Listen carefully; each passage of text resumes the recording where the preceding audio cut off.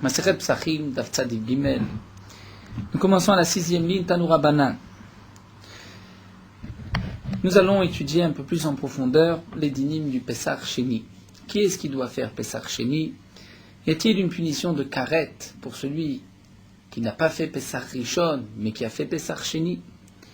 Ou qui, pour le premier Pessach, avait, on va dire, un cas de force majeure, et pour le deuxième Pessach, volontairement, n'a pas fait le deuxième Pessach, le Pessach Sheni, y a-t-il une punition de karet ou pas? Nous allons voir tout ceci à travers le dam d'aujourd'hui. La Gemara nous dit, Tanu Rabbanan, nous avons une braïta. Elu sheosim et Sheni, voici ceux qui font le Pessach Sheni. Voici tous les hommes impurs, toutes les personnes impures, plus exact, qui feront Pessach Sheni. Azavin. Donc Azavin, c'est un homme qui a eu un écoulement de Ziva. Pendant cette période de pureté de 7 jours, il ne pourra pas faire Pessach Rishon, donc il fera Pessach Sheni. Et sûr, à condition que, jusqu'au Pessach Sheni, il ait eu le temps de se purifier, il n'ait pas eu d'autres écoulements de Ziva. Ve'azavot, ou bien les femmes Zavot, comme nous avons vu. Les femmes qui ont un saignement 3 jours de suite, dans la période de Ziva, sont considérées comme Zavot, et elles ont 7 jours de pureté. Pendant ces 7 jours de pureté, elles ne pourront pas apporter le Korban Pessah, et donc elles feront Pessah Sheni. Ametzoraim, les lépreuves, Ametzoraot, et les femmes lépreuses, Venidot, et les femmes Nidot, qui sont pendant leur période de Nida. Au Boalé Nidot, et aussi tout homme qui a une relation avec une femme Nida, cet homme-là, par exemple, a transgressé, ou bien dans un cas de honnête, ou ne savait pas, et il est lui aussi atteint par, on peut dire, cette impureté de Nida, comme c'est marqué dans la Torah, il ne pourra pas faire Pessach Sheni, il ne pourra pas faire Pessach Rishon, il fera Pessach Sheni. Vayoldot, les femmes qui ont accouché, elles aussi sont impures pendant un certain temps. À Shogegin, tout homme qui n'a pas fait Korban Pessah parce qu'il s'est trompé, il était Shogeg, il a oublié qu'aujourd'hui c'était le 14 Nissan.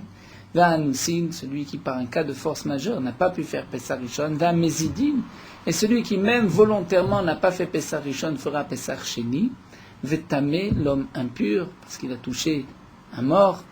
Ve'shaya bederech choka, et tout homme qui était bederech choka, c'est-à-dire dans un chemin lointain, comme nous verrons Bezrat Hashem, en Moudbet, la Gemara nous expliquera exactement que signifie bederech choka, où se situe-t-il cet homme-là. Donc en vérité, la Mishnah nous a rapporté toute personne qui n'a pas pu faire Pessah Rishon fera Pessah Sheni. Imken, si c'est ainsi, pose la Braïta la question suivante. Lama nemar tamé. Pourquoi la Torah nous précise que celui qui était impur fera Pessah Sheni? Puisqu'en fin de compte, ce n'est pas seulement celui qui est impur. Même celui qui ne l'était pas, pour une raison ou une autre, n'a pas fait Pessah Rishon fera Pessah Sheni. Alors la Gemara soulève juste les mots Lama nemar. Tu te poses la question pourquoi dans la Torah c'est marqué que le tamé fera Pessah Sheni, mais on a besoin de ce passouk pour nous dire au moins que le Pessah Rishon il ne le fera pas. C'est de là qu'on apprend qu'un homme impur ne pourra pas faire Pessah Rishon. Donc la Gemara soulève Lama nemar, et pour nous dire que s'il veut faire le premier Pessah, il ne le fera pas. Il devra faire le Pessah Sheni.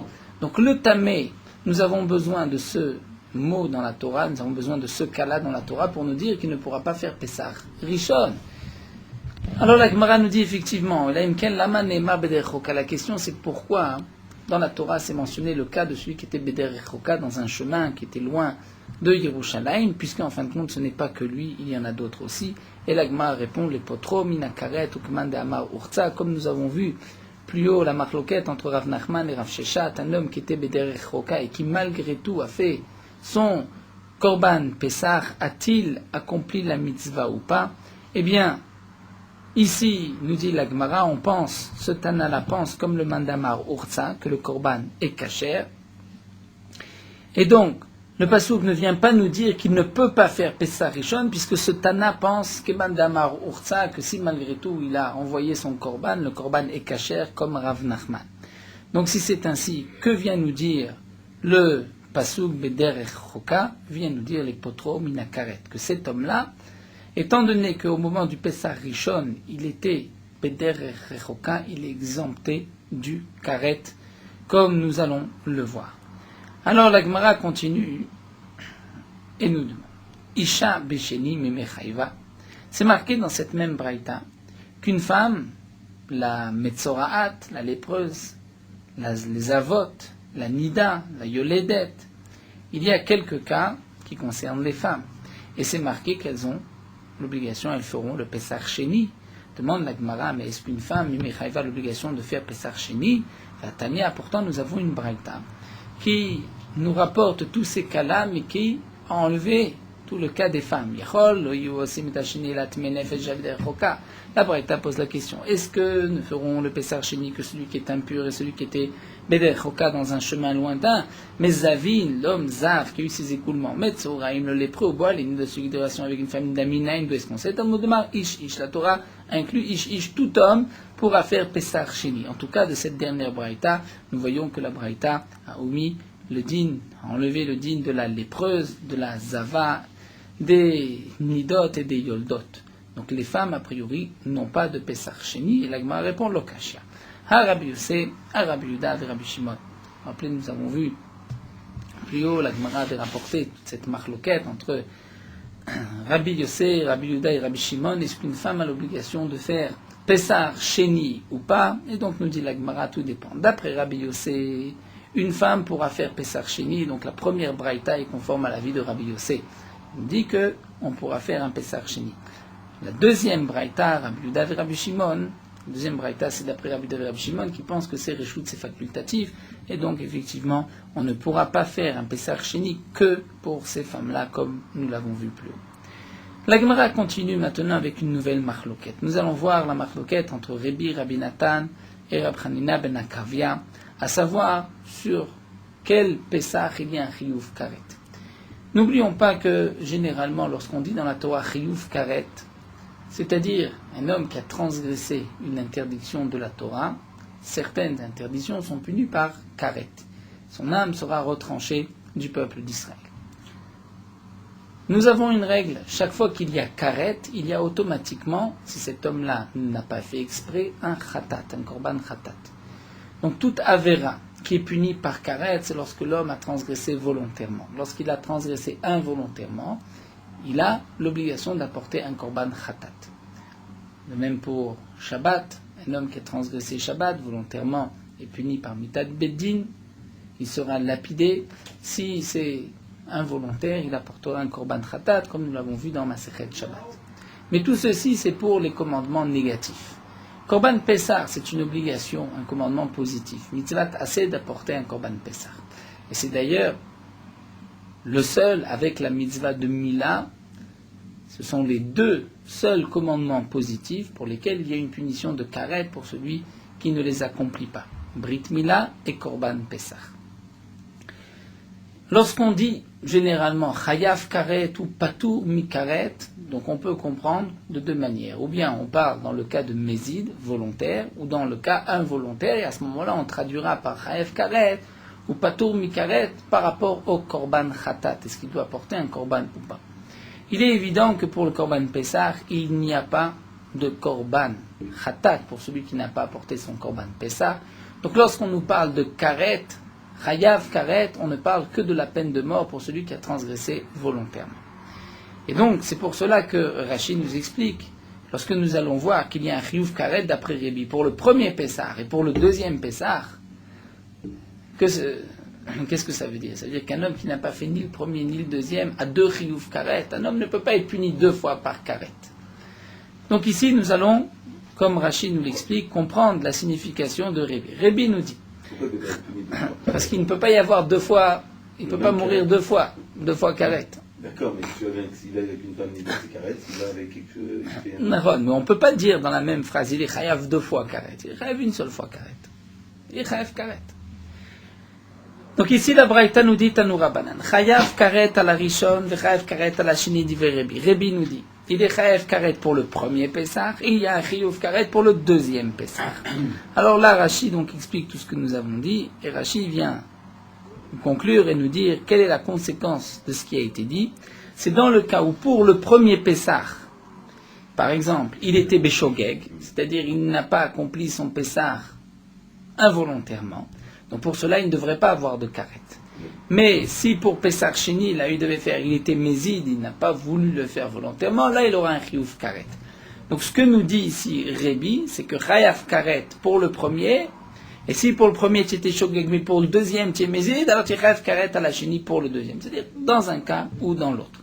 Un autre point où nous avons une conséquence aux paroles de Rébi, c'est un ger shenit gayer ben shne psachim, c'est-à-dire un homme qui s'est converti entre Pesach Rishon et Pesach Sheni.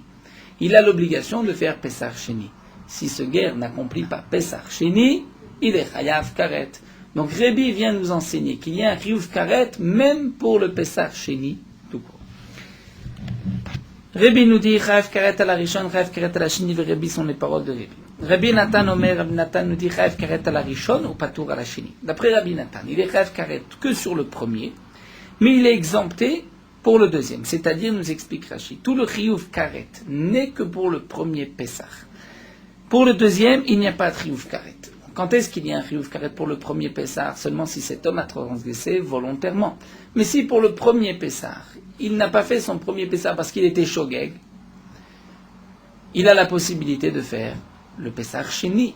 Dans le cas où pour le Pesach Sheni, il ne le fait pas volontairement, nous avons vu que d'après Rabbi il y a karet, et bien Rabbi Nathan nous dit ici, il n'y a pas de karet. Pourquoi? Puisque le karet c'est seulement pour le premier, et au moment du premier, il était shogeg. Rabbi Chanina ben Akavia rajoute et nous dit, Omer af al rishon le yochav karet, et imken lo asa et hasheni.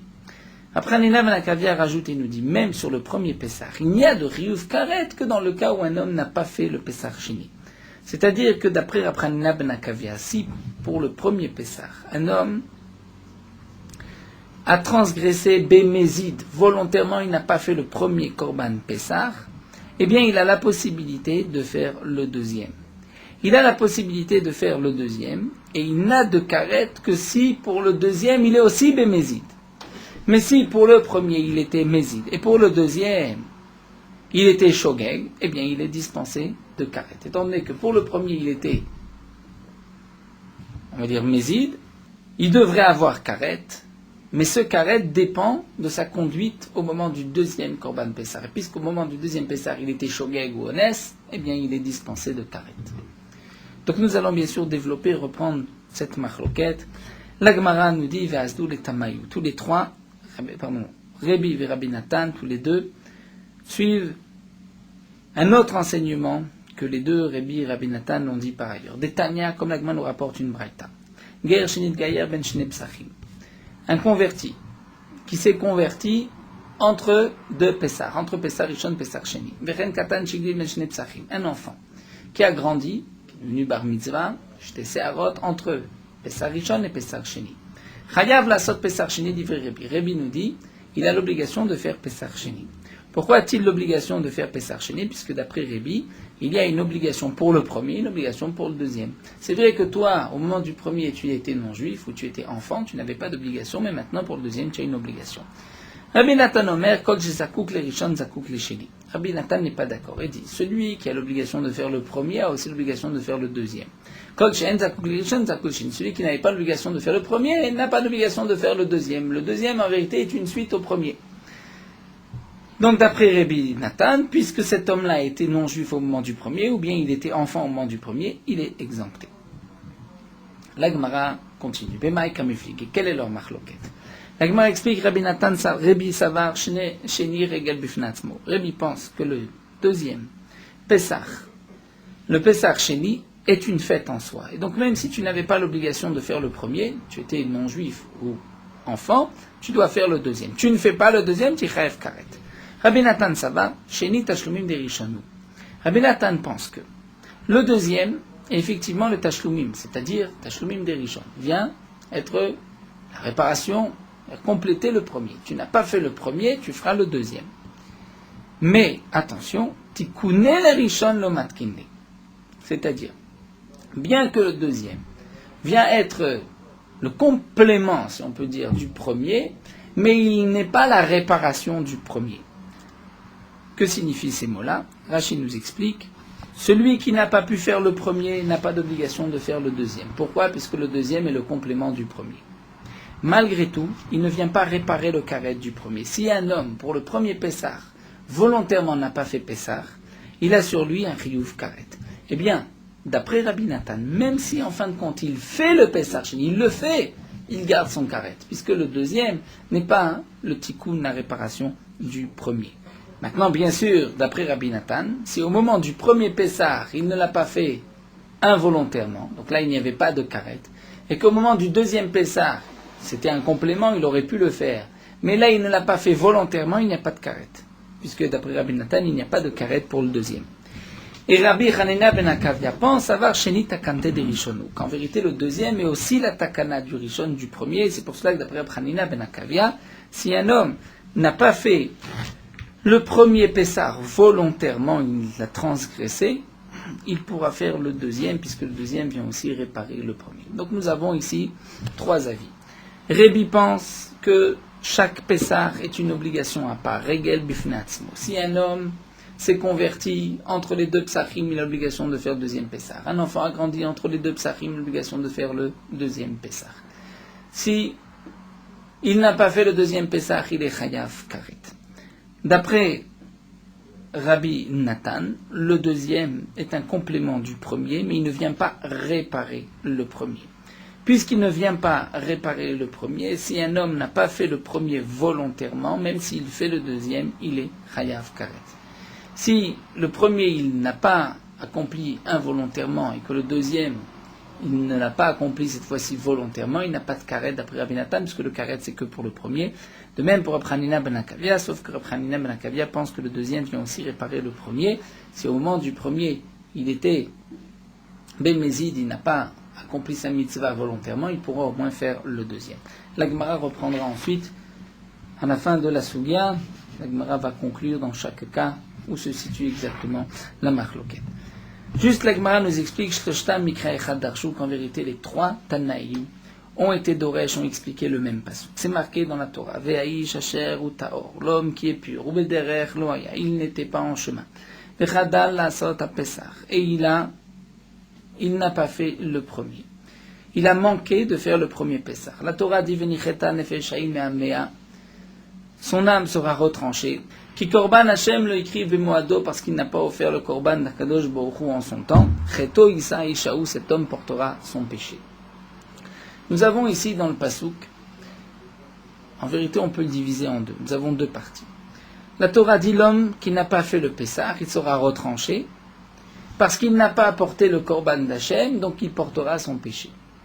Est-ce que là la Torah fait allusion à deux korbanot ou à un seul korban? C'est là la marloquette, nous dit l'Agmara.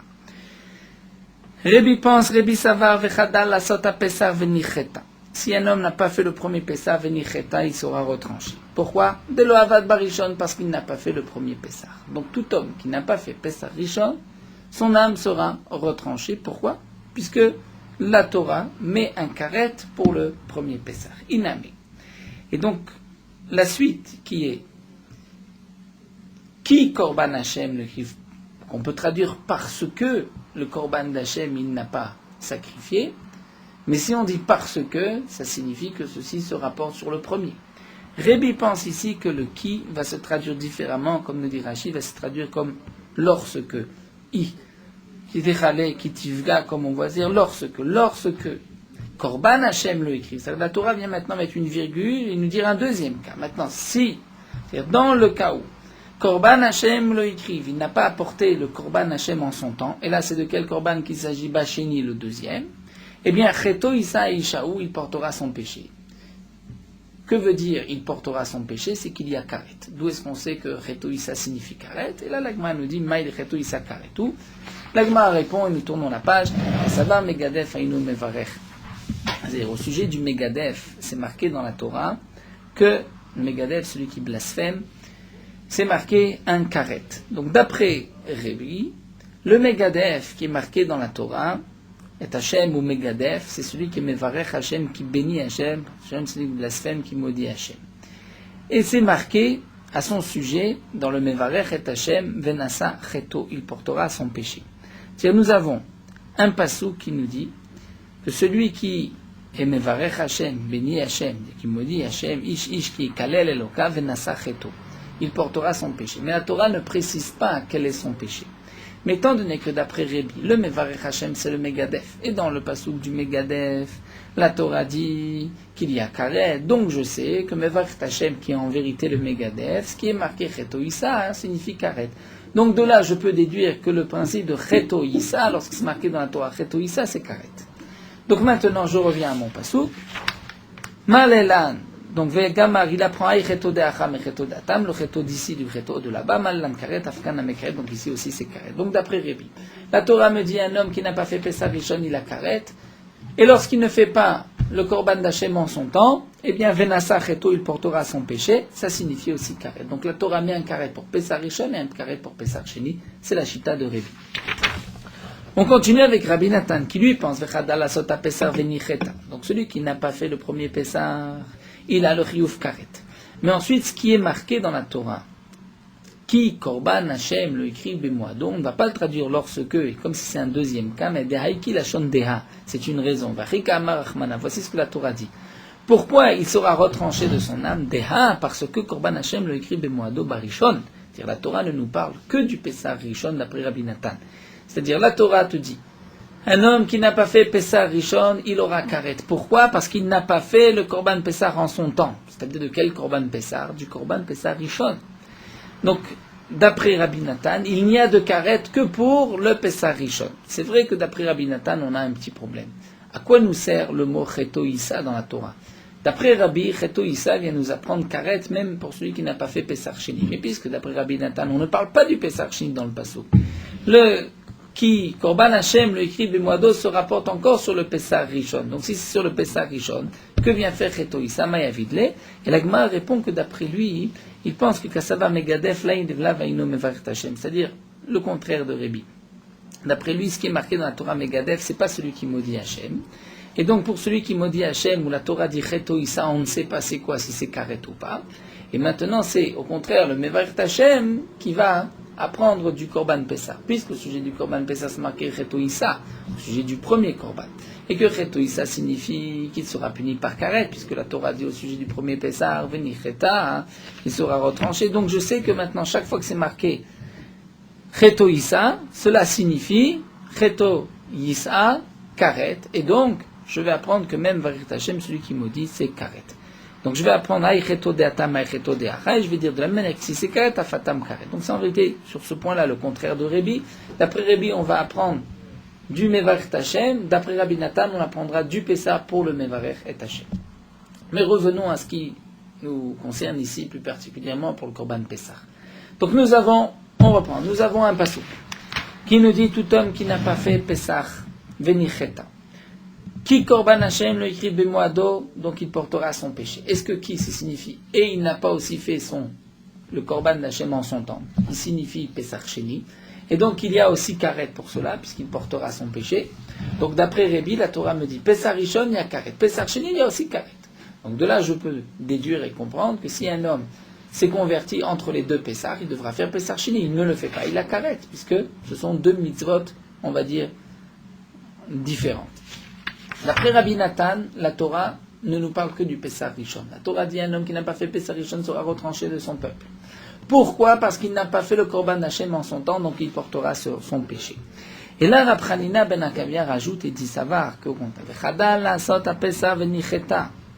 en vérité, le qui Korban, c'est pas qui parce que, mais i Korban Hashem, c'est-à-dire c'est une condition, im Korban Hashem. Comme on sait que dans la Torah, le qui a plusieurs significations. Parfois, il est traduit lorsque, parce que, ou lorsque.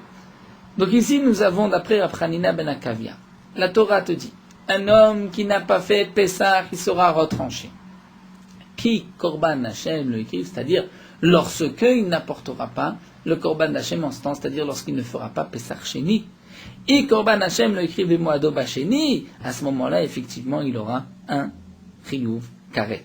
Va Cheto Issa Mayavide, donc qu'est-ce que lui va faire Cheto Issa ? Il le prend que d'Amran, comme on a dit d'après Rabbi Nathan. Donc ici, la Gemara explique que d'après Rab Hanina ben Akavia, la Torah te dit il y a un karet pour le premier. Mais quand est-ce qu'il y a un karet pour le premier ? Lorsque tu ne fais pas le deuxième non plus. Et donc là, on conclut cette marloquette, et nous terminons avec ce point-là de karet. C'est là la base du karet pour le Korban Pessah, Pessah Rishon, Pessah Sheni, l'Agma a conclu Ilkar. Donc nous dit l'Agma, c'est pour cela que, Izid, basé ou basé, lorsqu'un homme pour le premier Pessah et le deuxième Pessah n'a pas fait son Pessah volontairement, là on est tous d'accord d'Ivra Kol Chayav. D'après Rabbi, il est Chayav, parce qu'il n'a pas fait le premier, il n'a pas fait le deuxième. D'après Rabbi Nathan, il est Chayav, parce qu'il n'a pas fait le premier. Même s'il fait le deuxième, d'après Rabbi Nathan, même s'il fait le deuxième, il est Chayav. D'après Rabranina ben Akavia, il n'a pas fait le premier, il est Chayav, étant donné qu'il n'a pas fait le deuxième. Il avait la possibilité de se racheter, de se rattraper, il ne l'a pas fait.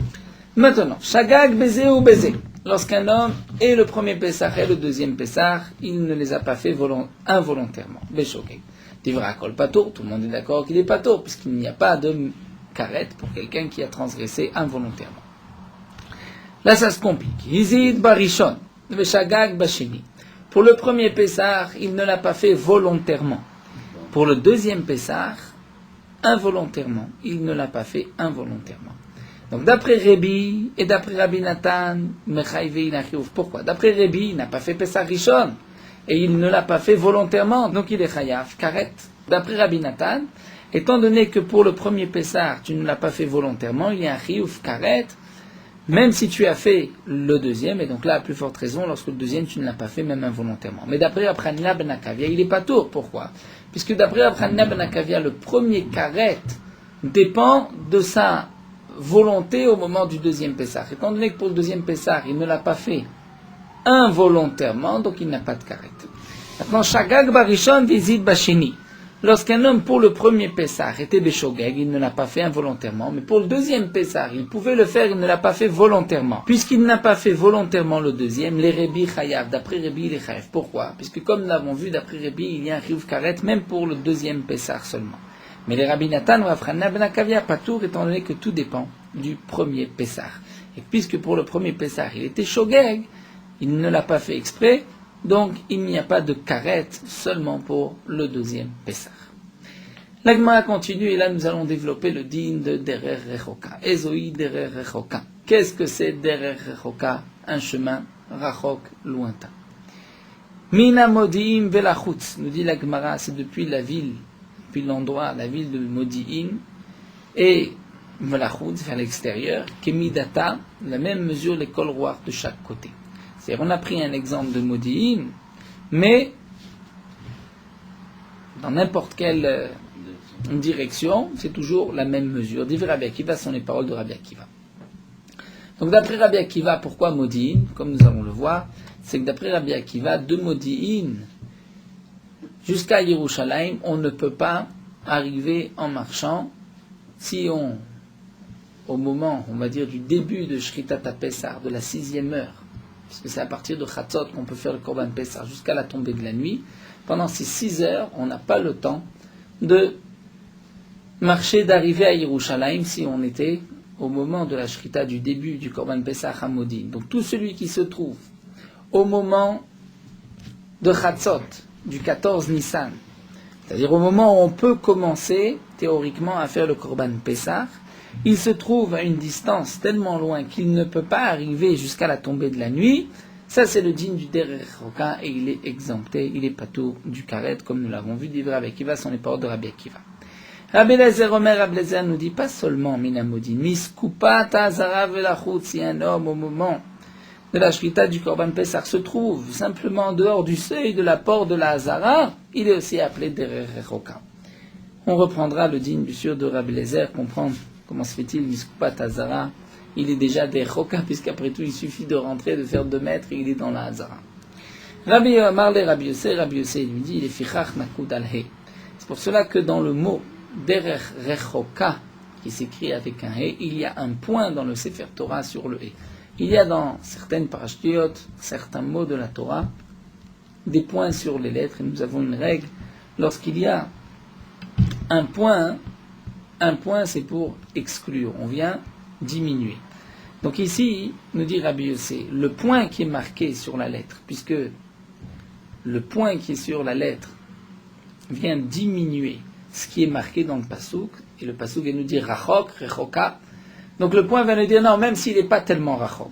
L'homme est venu chez rachok vadaï, c'est pas parce qu'il est tellement loin. Il a mis skupat azara velachutz, même s'il est en dehors de la Hazara. Nous reprendrons Bezrat Hashem, le digne de Rabbi Eliezer de Rabbi Yossi. Pour l'instant, nous allons nous attaquer au premier avis qui est celui de Rabbi Akiva. Amar ula nudim la modim Yerushalayim chamisha asar milim avim. De Modim jusqu'à Yerushalayim, il y a 15 000, l'équivalent de 15 000. Chaque mille est de 2000 amot, environ 1 km 200. Donc de Modim jusqu'à Yerushalayim, il y avait 15 000. Comment ça? Pourquoi Oula nous dit que c'est 15 000? La Gemara explique Savarla, Kiha de Amar Rabba Bachana Amar Rabbi Yochanan. Oula pense comme Rabbi Bachana au nom de Rabbi Yochanan. C'est-à-dire, on va d'abord expliquer oralement ce que la Gemara va nous rapporter. Oula fait un calcul tout simple. Que signifie Derer Choka? C'est un homme qui ne peut pas arriver avant la tombée de la nuit à Yerushalayim. Quelle distance? Quelle est cette distance? À partir de quand on considère que cet homme aurait dû prendre la route pour arriver à Yerushalayim? On pourrait dire, si cet homme-là, le matin, le 14, a une journée de marche, il ne pourra pas arriver avant la tombée de la nuit, donc il est appelé Bederer Choka.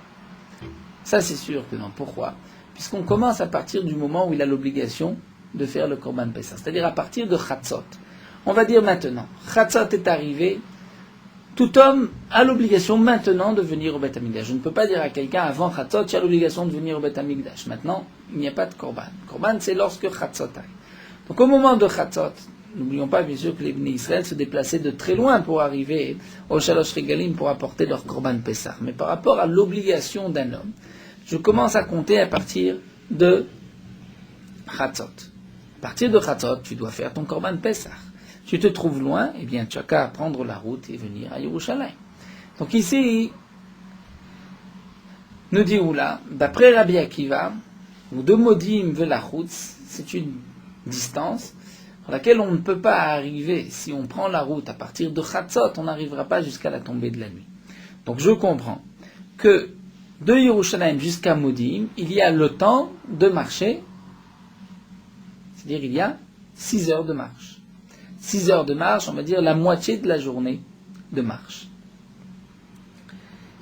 Eh bien, Oula a fait un autre calcul, puisque nous avons un enseignement de Rabbi Yochanan qu'un homme peut marcher par jour 10 parsaot. Chaque parsa est de 4000, donc 10 parsaot c'est 40 000. Et nous avons une braïta qui nous dit par ailleurs que depuis le lever du matin jusqu'au lever du soleil, il y a le temps de marcher 5000. Et du coucher du soleil jusqu'à la tombée de la nuit, il y a le temps de marcher 5000.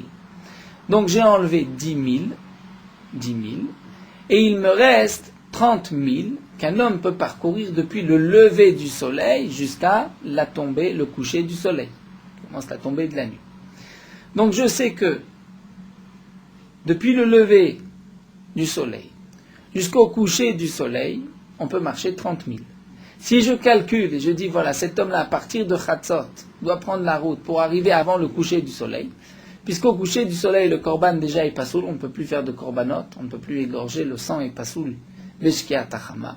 Donc si c'est ainsi, je vais diviser les 30 en deux et j'ai 15 000. C'est ce que nous dit Ola. Umar Amar Ola. Mina modim l'Yerushalayim. De modim jusqu'à Yerushalayim, Chamisha Sarmil, il y a 15 000 avim. Comment ça? Ça va là où la pense qu'il y a d'Amar Rabbi Bachanam Rabbi Yochanan, comme ce que nous enseignait Rabbi Bachanam Rabbi Yochanan. Kam Amar Achadam Beyom, combien un homme peut marcher dans une journée? Asara parsa, 10 parsa. Et chaque parsa, c'est 4 000. Donc ça fait 40 000. Maalot Ashara Vaden Sachama. Depuis le lever du matin jusqu'au lever du soleil, Chamisha 000. Il y a 5 000. Vishkia Tachama Tsetkuravim, depuis le coucher du soleil jusqu'à la tombée de la nuit, la sortie des étoiles, Chamisha 000. Il y en a 5. Pachoulé, il reste Tlatine, il reste 30. Donc, Chamisar, 15 misafra les palga de Yuma, depuis le matin, le lever du soleil jusqu'à Chatzot, la moitié de la journée. Chamisar avec 15 000 palga de Yuma, depuis Chatzot, les Urta, jusqu'au coucher du soleil. Donc, je sais que, du coucher du soleil, de Chatzot jusqu'au coucher du soleil, il y a 15 000. Et où la l'état, mais où la pense, d'Amar ou la, et où derchoka. Continue à relire Kanes, Bishat Shrita, nous dit, là, c'est quoi celui qui est derchoka? Celui qui ne peut pas rentrer pendant le moment de la Shrita. C'est-à-dire qu'il est tellement loin que avant la Shkia Tachama, il ne peut pas arriver à Yerushalayim. Donc c'est 15 000, le calcul est simple. La Gemara développe un petit peu à Marmar, tu as dit que du lever du matin jusqu'au lever du soleil, il y a 5000 menalan, d'où est-ce qu'on sait? Dirtiv, comme c'est marqué dans le Passouk, moi, Shachar Allah, Vayayitzua Melachim. Au sujet de Lot, lorsque le matin s'est levé, les Malachim, les anges ont dit à Lot, dépêche-toi, il faut sortir. Et ensuite c'est marqué Hashem Eshiatza ala Haaretz velot boassoara. Lorsque le soleil s'est levé sur la terre, Lot est arrivé à Tsoar. Va Amar Apranina. Donc on voit que Lot est parti de Sodome, à partir de Halot HaShachar, il est arrivé à Tsoara au moment de Netzachama du lever du soleil. Rapranina a dit, les Didi Chazeli, j'ai vu à Ouatra cet endroit, donc cette distance depuis Sodome jusqu'à Tsoara, Vave Chamisha Milim, il y a 5000. Donc on sait qu'il y a 5000 depuis le lever du matin jusqu'au lever du soleil. La Gemara continue, Goufa, nous reprenons ce que Oula nous a dit. Amar Oula Ezoi Derechoka, Oula nous dit c'est quoi un Derechoka, Koshonechol Ekanev Bishat Shrita. C'est celui qui ne peut pas rentrer au moment de la Shrita. Rabbi Yehuda Amar Koshonechol Ekanev Bishat Achila. Rabbi Yehuda dit non. C'est quoi un Derechoka? C'est celui qui ne peut pas arriver à Yerushalayim au moment de la consommation du Korban Pessah. C'est-à-dire il ne peut pas arriver, depuis Chatzot, il ne peut pas arriver avant la fin, le lever du matin, puisqu'on peut manger Minatora, le Korban Pessah toute la nuit. Les Chamim ont mis un Geder jusqu'à Chatzot. Donc Rabbi Yehuda dit, celui qui ne peut pas venir et qui ne peut pas arriver au moment où on doit manger le Korban Pessah. Mais ça veut dire que s'il peut arriver le soir, même s'il n'a pas pu arriver dans l'après-midi, il a l'obligation donc d'arriver à Yerushalayim. Il n'est pas appelé Derech Choka. Amar le Rabba le Oula, nous allons terminer avec la question de Rabba et la réponse de Oula. Rabba pose une question à Oula. L'éditra, d'après toi, caché, j'ai une question. Les Rabbi Yehuda, d'après Rabbi Yehuda, caché, j'ai aussi une question. L'éditra, caché, d'après toi, j'ai une question. Qu'est-ce que tu dis? Tout homme qui ne peut pas rentrer au moment de la Shrita est considéré comme Derech Choka et exempté du Korban Pessah. Pourtant, Tmesheret, un homme qui a touché un reptile. Cet homme est impur. Comment va-t-il se purifier? Il suffit qu'il aille dans un mikvé et qu'il attende la tombée de la nuit. Pourra-t-on égorger le Korban Pessah pour un homme qui maintenant est Tmesheret? Nous avons aussi une machloka entre qui? Entre Oula même et Rabbi Yehuda. D'après Oula, Ve'at Tmesheret den yachol lekanes b'shat shrita. Demande Rabba, d'après toi Oula, tu as dit que Kamarta shochatim izokim at Tmesheret, on peut égorger et faire le Korban Pessah pour un homme qui est un Tamesheret. Pourquoi? Parce qu'il peut manger le soir. Mais toi, tu viens de dire maintenant que ça ne dépend pas du moment de la Chila, ça dépend est-ce qu'il peut rentrer au moment de la Shrita. Donc le Tmesheret, il ne peut pas rentrer au moment de la Shrita. Et pourtant, tu dis qu'on peut faire le Korban Pessah pour lui. Et le Derech Choka, tu dis, c'est pas celui...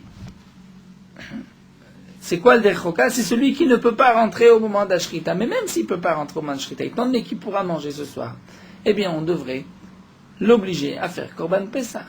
Prenons un exemple de quelqu'un qui habite à 17 000 de Yerushalayim. Donc d'après Oula, il est dispensé de Korban Pessah. Pourquoi? Puisqu'il ne peut pas arriver au moment de la Shrita. Mais il peut arriver le soir même. Oula dit non, il faut tenir compte du moment de la Shrita. Alors pourquoi pour le Tmesheret? Tu dis puisqu'il peut manger le soir, on peut égorger pour lui. Tu devrais dire on tient compte du moment de la Shrita. Il ne peut pas rentrer dans le Beth Amikdash au moment de la Shrita, donc il est exempté. Et d'après Rabbi Yehuda, on posera la question inverse. D'après Rabbi Yehuda, Kasha, Damar, Rabbi Yehuda a dit, c'est quoi Derech Choka? Celui qui ne peut pas rentrer, arriver à Yerushalayim au moment Mshat Achila où on va manger le Korban Pessah. C'est-à-dire que si un homme peut arriver à Yerushalayim au moment de la Achila, on pourra faire un Korban Pessah pour lui. Il n'est pas Derech Choka, Vat Mesheret.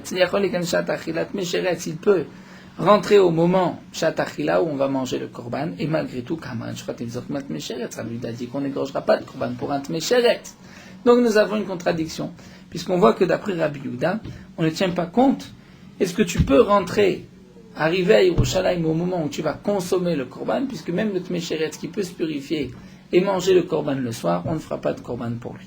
Amarle, là où la répond Lo le Didi Kasha, le Rabbi de Kasha. Tu n'as ni de question sur moi ni sur Rabbi Yehuda. Pourquoi? Les Didi lo Kasha. D'après moi, il n'y a pas de question. Derech Choka le Taor, ven Derech Choka le Tameh. C'est-à-dire la Torah, comme l'explique Rashi, nous a donné le digne de Derech Choka pour un homme qui est pur. Donc celui qui est Derech Choka, c'est un homme qui est pur. Alors pourquoi est-il exempté? Parce que il ne peut pas arriver au moment de la Shrita. Pourquoi j'ai choisi le moment de la Shrita? Nous dit Rashi, parce que dans la Torah, c'est marqué au sujet de la asiya, c'est-à-dire un homme qui ne peut pas venir faire, vechadal la sot à Pessah, il n'a pas pu faire son korban Pessah. C'est-à-dire si un homme n'est pas dans des choka et il n'a pas fait son korban Pessah. Tout le passouk nous parle que de celui qui n'est pas là au moment de la asiya du Pessah. Donc tu vois que la Torah pour un homme pur, l'exemple lorsqu'il ne peut pas être là au moment de la asiya. Même s'il peut venir manger le soir, mais la Torah l'a exempté, puisque la Torah dit qu'il faut qu'il soit là au moment de la asiya. Avant, nous dit Rashi, mais pour un tamé, la Torah ne fait pas dépendre parce qu'il est loin, mais parce qu'il est impur. Donc si je tiens compte de son impureté, en quoi me dérange son impureté? C'est lorsqu'il ne peut pas manger le korban Pessah. Parce que s'il ne peut pas rentrer, c'est pas grave, un autre peut amener le korban pour lui. Donc nous dit, oula, c'est évident qu'une fois je regarde s'il ne peut pas manger, une fois s'il ne peut pas être là au moment du korban Pessah. Puisque derrière Choka, c'est un homme qui est pur. La Torah l'a exempté, pourquoi? Parce qu'il ne peut pas être là au moment où il fait le korban Pessah. Donc tout dépend, s'il peut être là avant la tombée de la nuit. Pour le tamé, il pourrait très bien apporter ses corbanotes. Mais puisqu'il est tamé, il en est exempté. Pourquoi? Parce qu'il est impur. Et alors s'il est impur, il ne peut pas manger ses korban Pessah. Bien que le soir même, il pourra en manger. Donc je tiens compte, comme nous a dit Oula, je tiens compte, est-ce que cet homme-là pourra le manger, le korban Pessah, ou pas? S'il peut le manger le soir, je ferai la shrita pour lui. Ça, c'est d'après Oula, on a répondu. Maintenant, d'après Rabbi Yehuda, et on continue encore quelques lignes, et Rabbi Yehuda, l'okasha, même d'après Rabbi Yehuda, il n'y a pas de question. Pourquoi? Quelle était la question d'après Rabbi Yehuda? On voit que d'après Rabbi Yehuda, on ne fait pas la shrita pour un tmesheretz. Pourquoi? Cet homme-là pourra manger son korban le soir. Donc je ne tiens pas compte du moment de la achila. Alors pourquoi Rabbi Yehuda a dit que tout homme qui ne peut pas arriver au moment de la achila est considéré comme nerchoka? Donc on tient compte du moment de la achila où on mange le korban Pessah. La réponse est simple. Okash, tmesheretz. Lorsqu'un homme est impur, c'est la Torah qui l'a exempté. En vérité, derrière Choka, je dois voir, est-ce que cet homme peut venir manger son korban Pessah ou pas, d'après Rabbi Yehuda? Il ne peut pas venir, il est exempté. Il peut venir, il est chayav. Mais pour Tmesheret, même si cet homme peut manger le soir même, mais la Torah l'a repoussé, puisque la Torah a dit Ish, tout homme qui est tamé la nefesh sera impur, parce qu'il a touché un mort, il ne fera pas Pessah Rishon, il fera Pessah Shini. Donc, Tmé la nefesh, comme nous l'avons déjà vu plusieurs fois, il y a 7 jours d'impureté. Mais la Torah ne précise pas dans quel jour, le jour de... Est-ce qu'il est dans son 7e jour, 6e jour? Milo Askina, n'est-ce pas qu'on peut parler même, Shchal Shvi Shelo Liot Beref Pessah, que même c'est le 7e jour, et malgré tout, va falloir rien marmanalitré, la Torah dit, il sera repoussé. Puisque la Torah nous dit donc, cet homme-là, même si c'est le 7e jour, il peut manger le korban Pessah le soir, eh bien la Torah le repousse. Donc l'Agma répond, c'est Oula qui répond lui-même d'après Rabbi Yehuda, il n'y a pas de question. Un homme qui est mécheret, c'est vrai qu'il peut manger le korban Pessah le soir, mais la Torah l'a exempté, c'est tout. Si la Torah le dit, il est exempté. Mais un homme qui peut venir, donc je ne tiens pas compte s'il peut venir au moment de la shrita, mais s'il peut venir au moment de la achila, puisque même s'il peut venir au moment de la shrita, un autre peut faire la shrita pour lui et lui pourra manger. D'après Oula, c'est différent. D'après Oula, il faut être présent pour ne pas être derrière Choka, c'est-à-dire si on peut arriver au moment de la Shrita. Pourquoi? Puisque la Torah nous dit des Choka au moment de la Asiya. Maintenant, le Tamé, la Torah dit que le Tamé, on pourra égorger un korban puisque lui pourra manger son korban le soir. Donc je vois que je tiens compte de s'il peut manger ou pas. Nous dit, voilà, c'est simple, puisque la Touma, le problème c'est parce qu'il ne peut pas manger. Mais dans le cas où il peut manger, donc je lui permets de faire le korban Pessah. Donc là, nous avons répondu aussi à cette question. Nous allons nous arrêter ici, on reprendra Bezrat Hashem, le dinim de